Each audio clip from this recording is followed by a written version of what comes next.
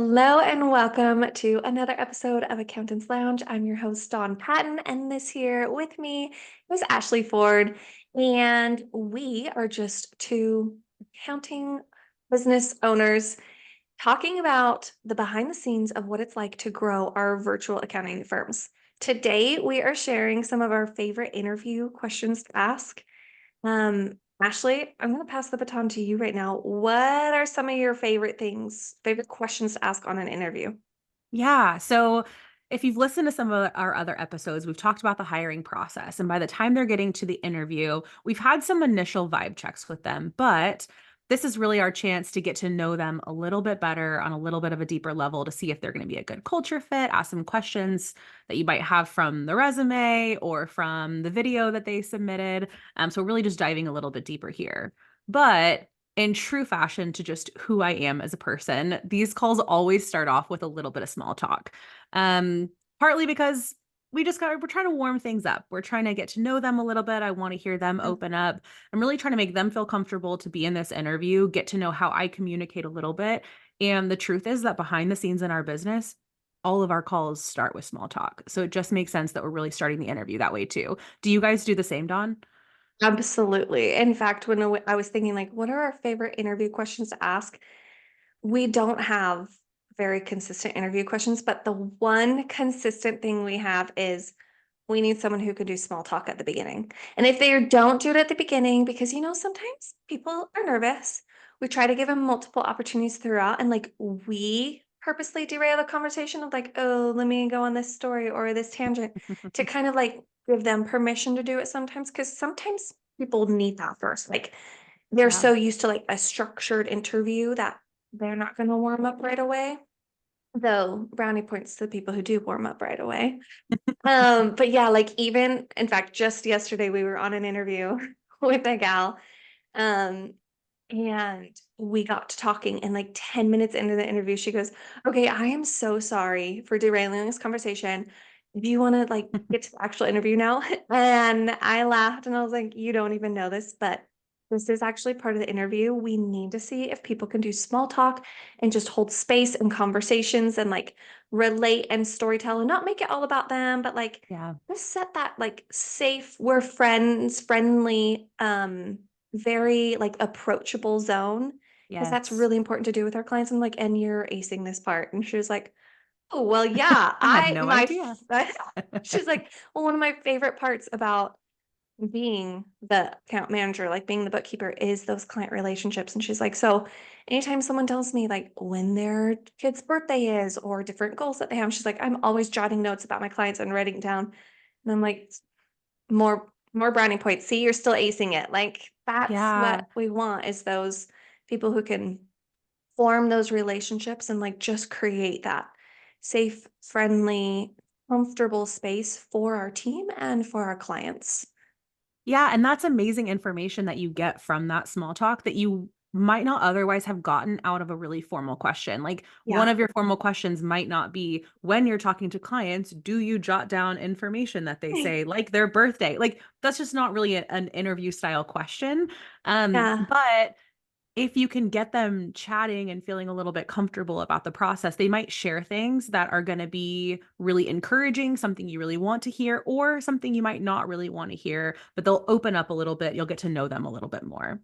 Yeah, totally. And like actions speak louder than words kind of a thing, this whole ordeal of you could ask that as an interview question of like, Of course I do you do. like having relationships with clients? Like, yeah, are you good at small talk and chatting with them? Of course, yes, yes, yes. But like seeing that and seeing what they mean by that, because people have relationships in different ways. Yep. And for some people, I might be saying this and they're like, "Yo, disgusting. I'm not gonna do it." Just so Why true. But why I would I think want a that's, talker? You yeah. know? But I think Yeah. that's a perfect example of structuring these around what it is that you're looking for. Like get super, Exactly. super clear on the type of person that you want to join your team, and then structure all of your touch points with them to really vet out to see if they're going to fit that. Because to Dawn's point, if someone's listening to this and thinking, "Ugh, I do not want a part of that," that's wonderful. There's another position that would be a better fit, but like we need people who are going to jive in the culture and the way that we do things. Totally. Okay, I Yeah, love this. I love Tell it. me some of the other questions that you have that you ask. Okay, cool. So our questions are kind of a combination of getting to know what their true work experience has looked like Mm, and getting to know more about who they are as a person and are they going to fit culturally. So yeah. if you own a virtual accounting firm, then you might have realized that if you're looking at someone's resume who has been in the accounting field, those resume bullet points can be pretty general, and you don't Mhm. know if what they did is actually the same thing that you're going to be asking them to do. Oh yeah. Oh yeah. I'm I like, think, yep. yeah. When I was first hiring, I thought, oh, check that box. They did that. Check this box. They did that. And then I bring them on and realize, oh, they actually had totally different experience than what I was thinking that they had based on what Mhm. their resume said. So Yeah. I'm sort of asking some pointed questions on getting to know like what their actual day to day looked like in their role so that I can understand if they have the experience and qualifications that I'm looking for on an even deeper level. And then Mhm. in the mix, we're mixing in a lot of like kind of who they are as a person. So I'm going to dive into some of the questions that we ask in general.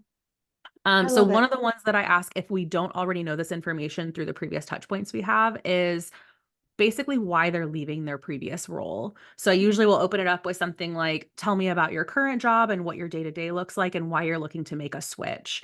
And I just want to know how they respond to that question. I want to know if they're looking to make a switch because they saw our company and that we had an opening and they really wanted to come work here, or if they are just unhappy in their role, or if they're making a life switch and their current job does not support that life switch, like a move or whatever that looks like for them.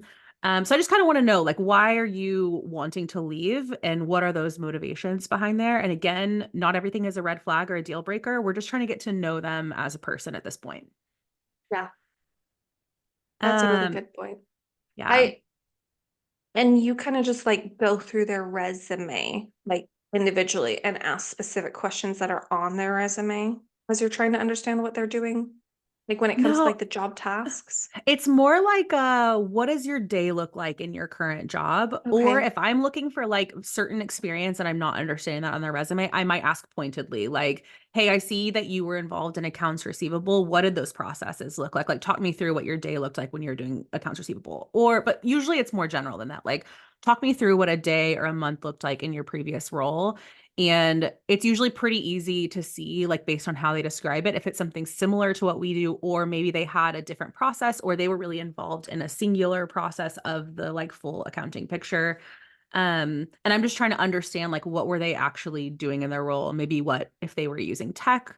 We have someone on our team now that everything she did before was on paper. And that was just really fascinating to hear from her. Like, whenever I was interviewing her, she was like, oh, like everything we do is on, it's all paper and we had this filing system. And so again, that's not something that's a deal breaker for us in hiring. It's just an interesting thing to know about her and how different our job is Yeah. going to be because everything we do is remote and technology based. Yeah. That's funny. Cool. Okay, cool. Yeah. So we're just trying to get to know what their actual day looked like. So part of those two things and finding out what their role looked like before, we are getting into like accounting related tasks that they did. And I should note here that we keep our interviews relatively short. So when I say we're getting into the nitty gritty of like their tasks, we are not spending a ton of time on this. Like, I'm not questioning every item on their resume. It's usually just part of our opening conversation. If they say something interesting that I want to know a little bit more about, I'll be like, okay, tell me a little bit more about this part of the process. I'm so interested to hear and just kind of hear how they describe a certain part of the process. So we're not like have their resume up on the side and going through line by line. Yeah. Just more trying to get an understanding of because there's so many different types of accounting jobs that you can have. And I just want Yeah. to make sure that their experience is going to be applicable. Cool. How Yeah. long are your interviews? We usually try to cap them at 30 minutes. If the Okay. interview is going really well, we'll run over. And if we can tell pretty quickly that it's just not going to be a fit, then I'll try to end it sooner to save both of our time. But we usually schedule them for 30. Okay. We do the same. Yeah. Yeah. Yeah. Love it. So the other questions that we're asking that are sort of experience based, like what their experience has looked like, is what has their actual experience been with communicating with clients? Because we have brought people on that in their previous role, they actually like weren't allowed to talk to the clients. So Yeah. everything they did was behind the scenes. And our account managers are our clients' first point of communication. They are the ones that know their business is the best, their lives the best. They're the ones that they're confiding in most of the time. And so I want to know what their experience has looked like. And again, we've had other opportunities for touch points to kind of see how they communicate, but I just want to know, have you really communicated with people on the financials in their business, on asking accounting questions? Because they can be really vulnerable questions. You're asking your clients to open up a lot of trust to you. And so that communication has to be really trusting. And so I'm Hmm. just kind of curious to know, what experience have they had in actual like emailing with their clients, Zoom calls with their clients, in-person meeting with their clients? What has that looked like? Yeah. Okay. Makes Yeah. sense. I feel like so far, I mean, I preface this by saying I don't really have any specific questions that we ask. Um, but feel like we kind of do all the same things that you're doing. We just do it in a like flip the script kind of a way, I guess. So how we do it is we talk through the job a bit more. We're like, okay, Mm. we know we Hmm. already said this in the job description, but we're really going to show you what this job is about. We kind of give the lay of the land of like how our team is structured and how like what packages we offer and who our clients are and what their job would look like. And as we're describing these things, we like pause to be like, do you have any experience with that? Or like, Yeah. is that something you'd feel comfortable with? And like getting them to talk more about that, like, oh yeah, I told like that's the same thing I did at my other job, or "Ugh, I haven't done that specific thing, but here's this experience I had." And so we do it Love like that. that, but I don't know, I have a hard time with like looking at someone's job and resume because sometimes their most recent job isn't the job with the most relevant experience. So it's like the job Yeah, before, like, okay, at this firm, you were doing a very similar thing to this. So totally. why did you leave over there? And here's the things that we're doing anyway. So, okay, but same type of thing is we're trying to figure out just the scope. We just don't want to be blindsided when someone comes on of like, wait, so you haven't had experience with any of these things? Like, Yeah. I'm okay hiring someone who doesn't have experience, but I don't want to be blindsided by it. Yes. And so, Yes. yeah, the interview process is really just trying to figure out, like, okay, so when you say you're a bookkeeper, are you saying Tell that me in what the way that that looks I'm like. saying this? Yep. Or, Exactly. yeah, Yeah. And to your cool. point, we hire people who are super green sometimes too, but there are different times in our growth phases that Mm-hmm. where we need someone super experienced or we have the capacity to train someone. And so none of these things that are said on an interview have to be a red flag or a deal breaker. It's all just getting to know them. And the questions that we ask intentionally are, we try not to ask yes or no questions. We try to ask questions that get them to just answer a little bit more. We Yeah. have brought some people on who are just more introverted and they're wonderful at what they do and they're wonderful at communicating with their clients.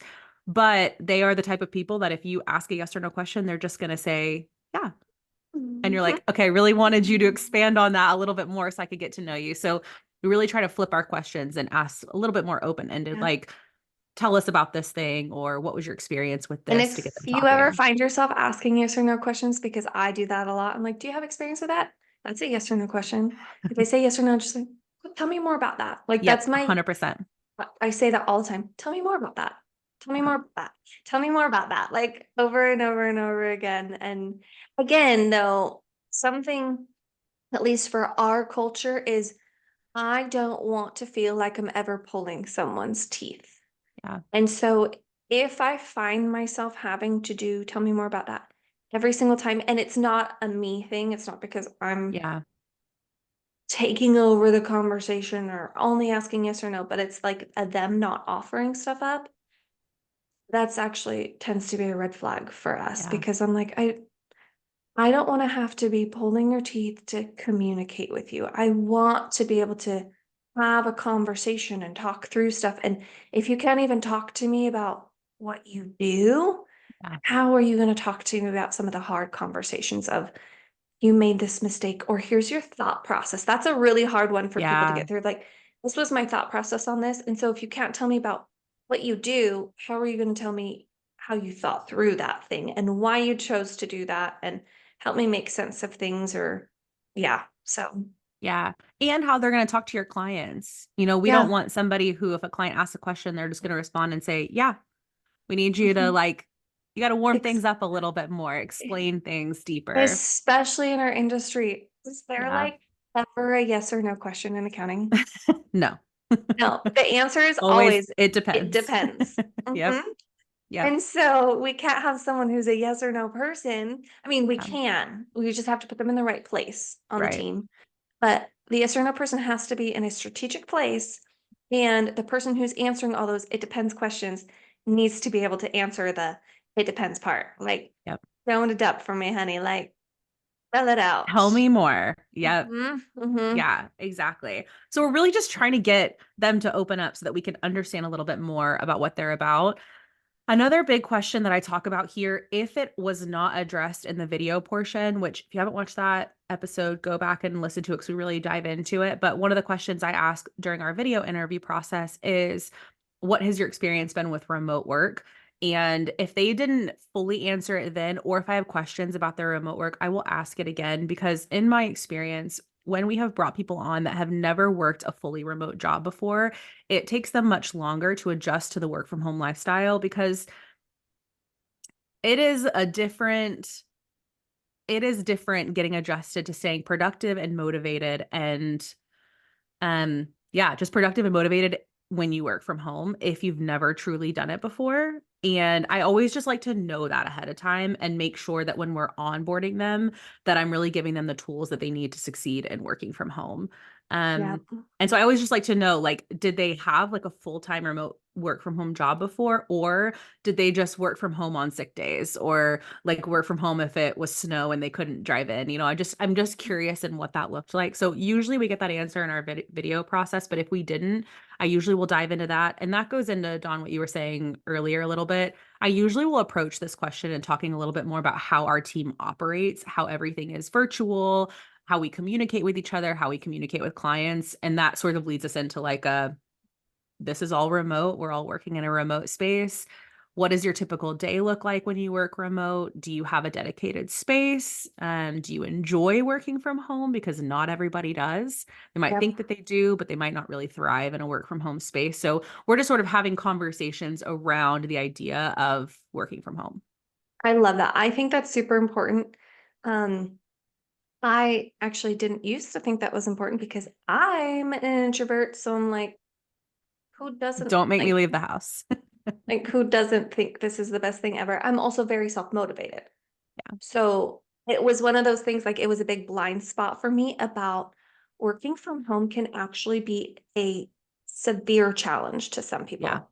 Our Yeah. extroverted people who aren't self-motivated work from home, like Yeah. they have to set up their own systems and processes and help and make sure that they have other outlets because otherwise it will not work and it will crash Yeah. and burn. And I didn't, like I said, it was a blind spot for me. Luckily, one of my really close friend team members, right hand gals on our team, is very passionate about that subject. So she's really good at asking that question on interviews and like remembering to ask that about like what work from home means to them and what it's like and how they feel they would do with it, if they've ever done it before, what other outlets they have outside of work, because a lot of times it's people's social outlets. So if there's Yeah. if they are a social Yes. butterfly and they're only hopping on meetings like 3 or 4 times a week working from home, that's not gonna be enough for them. So, like, what other outlets? How are they feeling Yeah. connected to other people? Where is that coming from? Because we're not gonna be able to fill that bucket for them anymore with our remote from home environment. Yeah. Again, blind spot for me as an introvert because 'cause I'm like, 3 meetings is plenty, thank you. So, yeah, Yeah. that's a really good point to bring up, a good question to be asking. Yeah. And I think there's people who thrive from like sitting in their bed and cranking out work and Yep. they get to the end of the day and they're just like, wow, I feel so productive. I feel so good. I got everything done. Mhm. And there's people who, if they did that exact same thing, would start to feel depressed. Like you've got Yes. to understand the person that you're Yep. bringing on and make sure they understand what it's going to mean to work remotely and understand what their touch points with their team and you are going to look like once Yeah, they join the yeah. team. Oh, yeah, no, dream day would be quiet, being able to work from in bed. I mean, you're talking to an overstimulated mom though too, so, like, that's The an extra quiet is dream right key. now. Yeah. Like quiet? That would be nice. Yeah, I love it. And for me, I'm like, my dream is to get out of the house. Like, take me out of the house. I go sit in a coffee shop in a back corner. I people watch. I Mm, work. So it's just understanding the people that you're bringing on and getting to know if they've never experienced working remote fully before, they might not understand how hard it or how much of a challenge it's going to be to do yes. so. So just kind of I sort of will take that time in the interview just to make sure they understand what it is that they're stepping into. And then usually I'll make a note. And during the onboarding process, we try to offer more resources and Mhm. different ideas of systems they can set in place for themselves that might make the process go a little smoother. I love it. I love it. Okay, what other questions do you have for us? Because you're bringing up some really good ones right now. Okay, well, really the last like train of thought on questions that we ask is I usually will try to ask questions that are sort of targeted towards our core values.